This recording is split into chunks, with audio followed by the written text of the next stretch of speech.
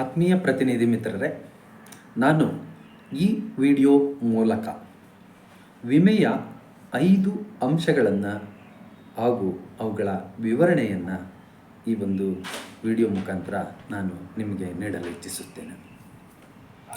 ಮೊದಲನೇ ಅಂಶ, ವಿಮೆ ಎಂದರೇನು? ವಿಮೆ ಎಂದರೆ ಒಂದು ಕುಟುಂಬದ ಆರ್ಥಿಕ ಭದ್ರತೆಯ ಸಾಧನ. ಕುಟುಂಬದ ಯಜಮಾನ ಅಥವಾ ದುಡಿಯುವಂತಹ ವ್ಯಕ್ತಿ ಅಕಾಲ ಮರಣದಿಂದ ಆ ಕುಟುಂಬದ ಇತರೆ ಸದಸ್ಯರಿಗೆ ಒಂದು ಆರ್ಥಿಕವಾಗಿ ಜೀವನವನ್ನು ಮುನ್ನಡೆಸಲು ವಿಫಲರಾಗ್ತಾರೆ.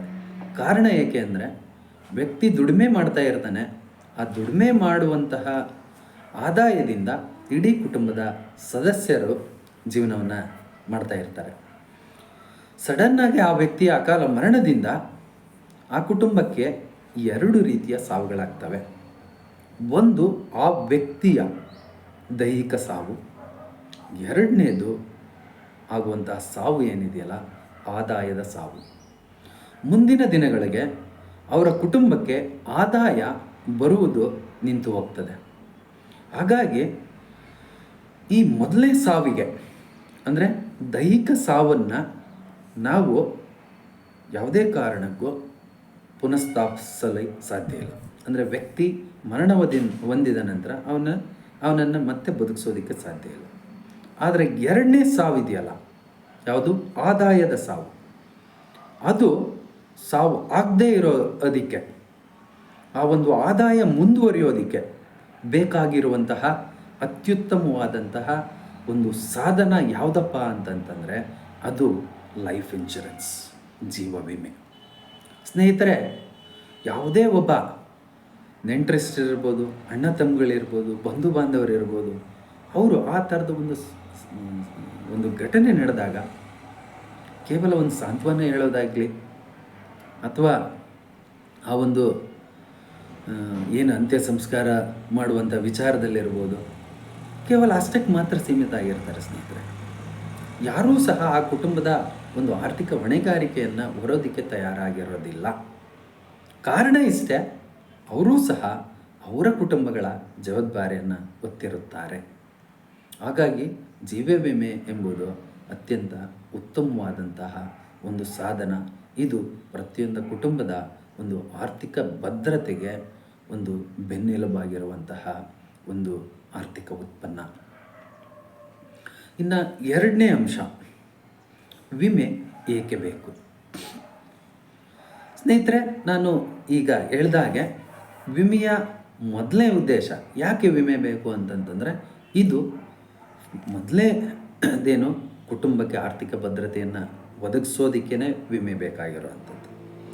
ಇದರ ನಂತರ ಈ ವಿಮೆ ವ್ಯಕ್ತಿಯ ಜೀವನದ ವಿವಿಧ ಹಂತಗಳಲ್ಲಿ, ವ್ಯಕ್ತಿಯ ಜೀವನದ ವಿವಿಧ ಹಂತಗಳಂದ್ರೇನು?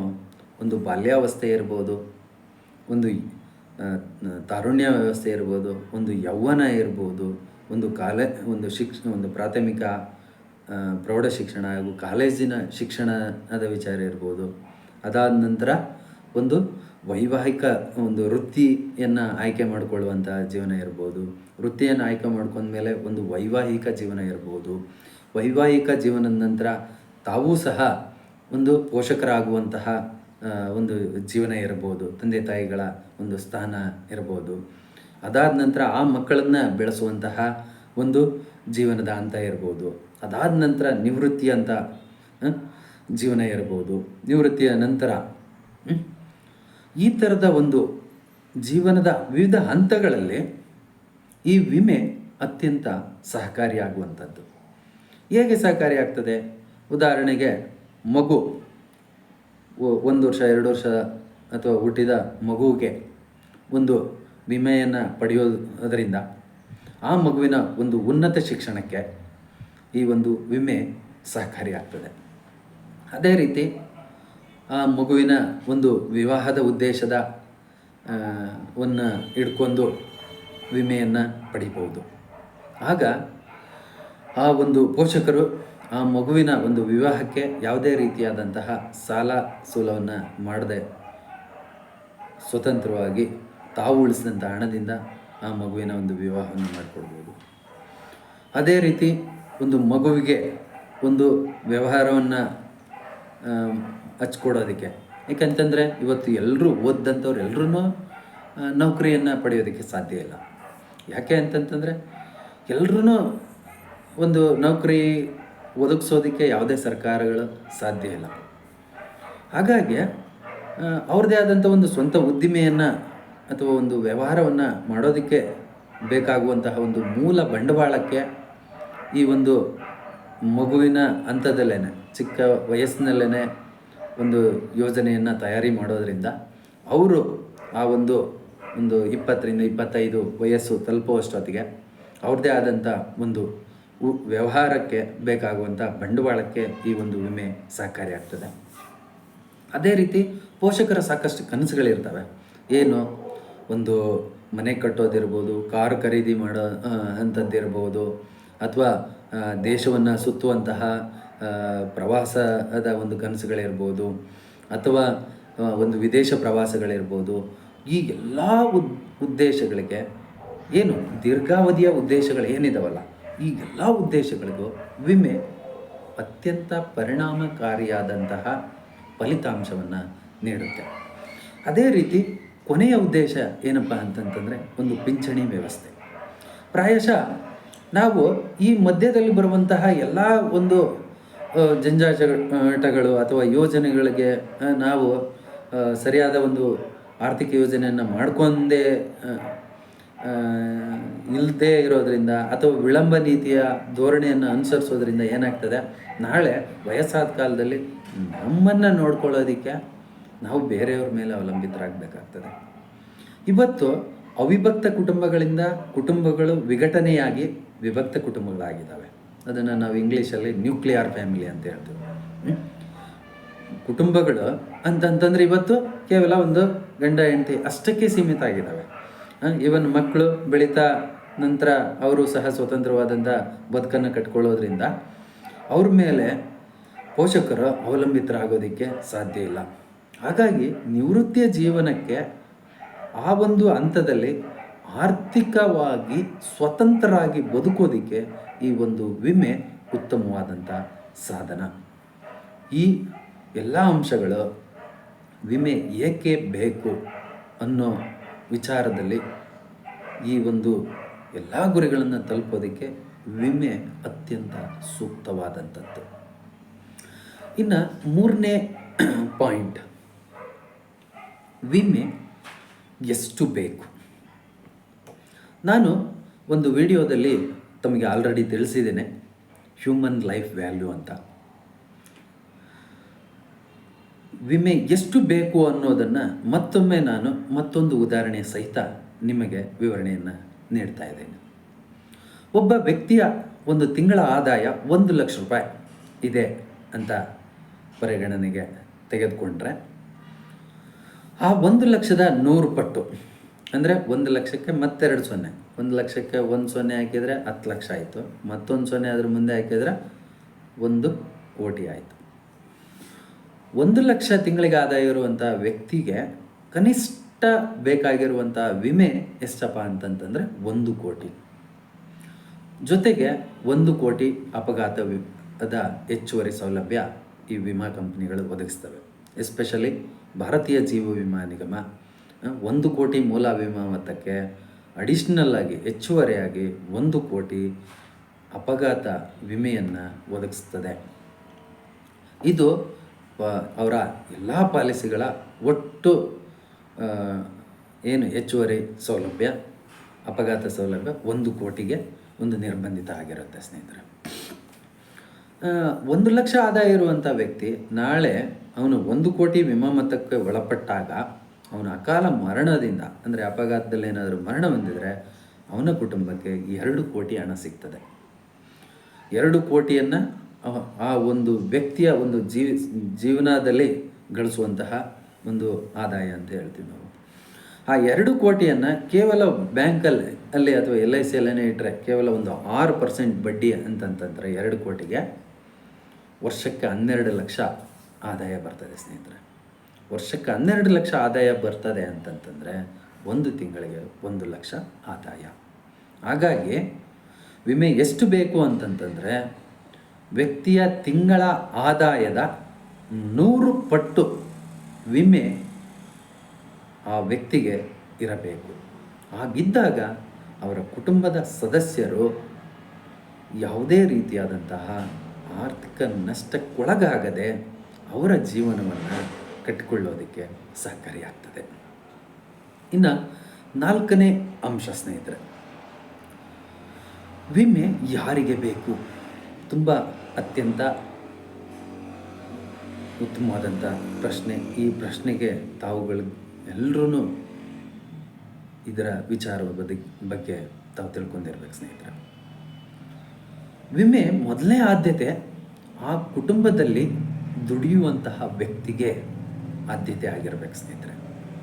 ಅದೇ ರೀತಿ ಉದ್ದಿಮೆ ನಡೆಸುವಂತಹ ವ್ಯಕ್ತಿ ಆದರೆ ಆ ಉದ್ದಿಮೆಯ ಓನರ್ ಆ ವ್ಯಕ್ತಿ ಹೆಸರಲ್ಲಿ ಮೊದಲನೇ ಆದ್ಯತೆ ಆಗಿರಬೇಕು. ದುಡಿಯುವಂತಹ ವ್ಯಕ್ತಿ ಯಾರೇ ಆಗಿರಲಿ ಅವರು ಮೊದಲು ಪ್ರಾಶಸ್ತ್ಯ ಏನು ಊಟ, ಒಂದು ಬಟ್ಟೆ, ಒಂದು ವಸತಿ ಅಂತ ಏನು ಬೇಸಿಕ್ ನೀಡ್ಸ್ ಅಂತ ಏನು ಹೇಳ್ತೀವಲ್ವ, ಅದೇ ರೀತಿ ಈ ಬೇಸಿಕ್ ನೀಡ್ಸು ವ್ಯಕ್ತಿ ಇಲ್ದಾಗ್ಲೂ ಸಹ ಆ ಬೇಸಿಕ್ ನೀಡ್ಸ್ ಮುಂದುವರಿಬೇಕು ಆ ಕುಟುಂಬದ ಸದಸ್ಯರಿಗೆ ಅಂತಂತಂದರೆ ಆ ಕುಟುಂಬದ ಯಜಮಾನ ಮೊದಲು ವಿಮೆಗೆ ಒಳಪಡಬೇಕು.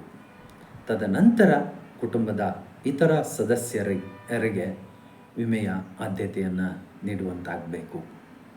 ಇನ್ನು ಕಡೆಯ ಪಾಯಿಂಟ್, ವಿಮೆ ಯಾವಾಗ ಬೇಕು? ಸ್ನೇಹಿತರೆ, ನಾವು ಪ್ರತಿನಿತ್ಯ ಸಾಕಷ್ಟು ಆಕಸ್ಮಿಕ ಅವಘಡಗಳನ್ನು ನೋಡ್ತಾ ಇದ್ದೀವಿ. ಏನು ವಿಮಾನ ಪತನ, ಪ್ರಯಾಣಿಕರ ಸಾವು, ರೈಲ್ ಹಳಿ ತಪ್ಪಿ ಮುಗುಚಿ ಸಾವು, ಬಸ್ಸಿಗೆ ಲಾರಿ ಡಿಕ್ಕಿ ಸಾವು, ಕಾರು ಬೈಕ್ ಮುಖಾಮುಖಿ ಬೈಕಿನ ಸವಾರ ಸಾವು, ಪ್ರಪಾತಕ್ಕೆ ಉರುಳಿದ ಕಾರಿನ ಎಲ್ಲ ಸದಸ್ಯರ ಸಾವು, ಪಟಾಕಿ ಸ್ಫೋಟ, ಫ್ಯಾಕ್ಟರಿಯ ಕಾರ್ಮಿಕರ ಸಾವು, ಸಮುದ್ರದ ಅಲೆಗಳಲ್ಲಿ ಮೀನುಗಾರಿಕೆ ಮಾಡಲು ಹೋದಂಥ ಮೀನುಗಾರರ ದೋಣಿ ಮುಗಿಸಿ ಸಾವು. ಈ ಥರ ಅನಿರೀಕ್ಷಿತ ಘಟನೆಗಳು ಜೀವನದ ದಿಕ್ಕನ್ನೇ ಬದಲಾವಣೆ ಮಾಡ್ತವೆ. ಹಾಗಾದರೆ ಈಗ ಹೇಳಿದಂತಹ ಯಾವುದಾದ್ರೂ ಘಟನೆಗಳು ಇವತ್ತು ಬರ್ತೀನಿ ಅಥವಾ ನಾಳೆ ಬರ್ತೀನಿ ಅಥವಾ ಇನ್ನು 6 ತಿಂಗಳು ಬಿಟ್ಟು ಬರ್ತೀನಿ ಅಥವಾ ಇನ್ನು 10 ವರ್ಷ ಬಿಟ್ಟು ಬರ್ತೀನಿ ಹೇಳ್ತಾವ ಈ ಘಟನೆಗಳು? ಖಂಡಿತ ಇಲ್ಲ. ಇವೆಲ್ಲವೂ ಅನಿರೀಕ್ಷಿತವಾದಂತಹ ಘಟನೆಗಳು, ಯಾರೂ ನಿರೀಕ್ಷೆ ಮಾಡೋದಕ್ಕೆ ಸಾಧ್ಯ ಇಲ್ಲದಂಥದ್ದು. ಇತ್ತೀಚೆಗೆ ಕೋವಿಡ್ ಅನ್ನೋ ಒಂದು ವೈರಾಣು ಬಂದು ಸಹ ಲಕ್ಷಾಂತರ ಜನರ ಸಾವಿಗೆ ಕಾರಣ ಆಯಿತು. ಹಾಗಾಗಿ ಅನಿರೀಕ್ಷಿತವಾದಂಥ ಘಟನೆಗಳಿಂದ ಆಗುವಂತಹ ಈ ಥರದ ಒಂದು ಘಟನೆಗಳಿಗೆ ಒಂದು ಉತ್ತಮವಾದಂತಹ ಆರ್ಥಿಕ ಭದ್ರತೆಯನ್ನು ಒದಗಿಸ್ಬೇಕು ಅಂತಂತಂದರೆ ಏನು ಊಟ ಎಷ್ಟು ಮುಖ್ಯನೋ ಅದೇ ಥರದ ಒಂದು ಪ್ರಾಶಸ್ತ್ಯವನ್ನು ಪ್ರತಿಯೊಬ್ಬ ವ್ಯಕ್ತಿಯೂ ಸಹ ವಿಮೆಯನ್ನು ಕೇವಲ ಒಂದು ಆರ್ಥಿಕ ಉತ್ಪನ್ನವಾಗಿ ನೋಡದೆ ಇಡೀ ಕುಟುಂಬಕ್ಕೆ ಒಂದು ನಂದಾದೀಪ, ಆರದ ದೀಪ ಆಗಬೇಕು. ಭಾರತೀಯ ಜೀವ ವಿಮಾ ನಿಗಮದ ಈ ಒಂದು ಲೋಗೋ ಅಥವಾ ಒಂದು ಸಂಕೇತ ಅಂತ ಏನು ಹೇಳ್ತೀವಲ್ಲ, ಅದು ಒಂದು ದೀಪ, ಆ ದೀಪಕ್ಕೆ ಒಂದು 2 ಜೋಡುಗೈ, ಅದೇ ನಮ್ಮ ಭಾರತೀಯ ಜೀವ ವಿಮಾ ನಿಗಮ. ಹಾಗಾಗಿ ಈ ಒಂದು ವಿಮೆ ತಕ್ಷಣದ ಉದ್ದೇಶಕ್ಕೆ, ಅಂದರೆ ಯಾವುದೇ ಕಾರಣಕ್ಕೂ ವಿಳಂಬ ನೀತಿ ಮಾಡದೆ ಮುಂದೂಡದೆ ಈ ಥರದ ಮಾಹಿತಿ ಸಿಕ್ಕ ತಕ್ಷಣವೇ ಇದರ ಬಗ್ಗೆ ಅರಿವು ಇಲ್ಲದಾಗ ಓಕೆ, ಆದರೆ ಇಂತಹ ಒಂದು ಅರಿವು ನಮ್ಮಲ್ಲಿ ಬಂದ ಮರುಕ್ಷಣವನ್ನೇ ನಾವು ವಿಮೆಗೆ ಒಳಪಡುವಂತಹ ಒಂದು ತೀರ್ಮಾನ ತೆಗೆಬೇಕು. ಆ ತೆಗೆದುಕೊಂಡಂಥ ತೀರ್ಮಾನದಿಂದ ಇಡೀ ಕುಟುಂಬದ ಉಜ್ವಲ ಭವಿಷ್ಯ ಅಡಗಿದೆ ಅಂತ ಹೇಳ್ತಾ, ಈ 5 ಪಾಯಿಂಟ್ಸ್ಗಳನ್ನು ಪ್ರತಿಯೊಬ್ಬ ಗ್ರಾಹಕರಿಗೆ ಶಿಕ್ಷಣವನ್ನು ನೀಡಿ ಅಂತ ಹೇಳ್ತಾ, ಈ ಒಂದು 5 ಅಂಶಗಳ ವಿಮೆಯ ಮಹತ್ವಕ್ಕೆ ವಿರಾಮ ಹೇಳ್ತಾ ಇದ್ದೀನಿ. ಧನ್ಯವಾದಗಳು.